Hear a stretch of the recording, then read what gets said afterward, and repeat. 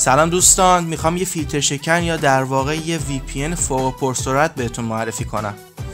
بعضی از دوستان سوال واسهشون پیش میاد که VPN چی هست اصلا؟ VPN مخفف عبارت Virtual Private Network هست، به معنی شبکه امن مجازی. طرز کار VPN به این صورت هست که وقتی شما به VPN متصل میشید، IP یا همون شناسه که تعیین کننده کشوری که شما دارید از اینترنتش استفاده میکنید تغییر میکنه. به عنوان مثال، وقتی شما بدون استفاده از VPN وارد اینترنت بشید و از اون استفاده کنید، توی هر سایتی برید به عنوان یک کاربر ایرانی وارد اون سایت میشید، ولی وقتی از VPN استفاده کنید به عنوان یک کاربر انگلیسی وارد اون سایت میشید. البته لازم به ذکر هست که بستگی به سرور VPNی که دارید از اون استفاده میکنید هم داره که توی کدوم کشور باشه. سرور VPNی که من توی این ویدیو ازش استفاده کردم برای سایت IP اشتراک است و مال کشور انگلستان هست.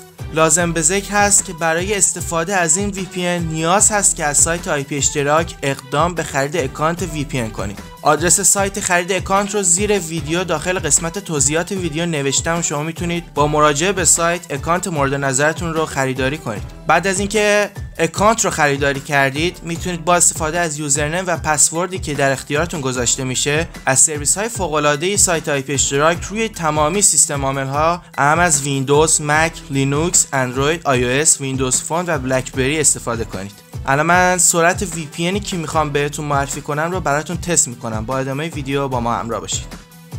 در این قسمت به VPN متصل میشیم. یوزرنیم و پسورد رو میزنم و متصل میشم.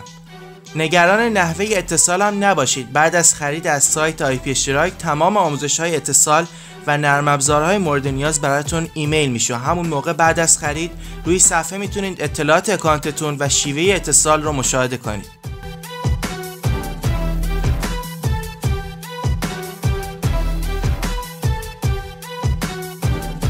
الان توی یوتیوب چند تا ویدیو براتون پخش میکنم تا بتونید سرعت VPN سایت IP اشتراک رو با بقیه فیلتر شکن ها مقایسه کنید.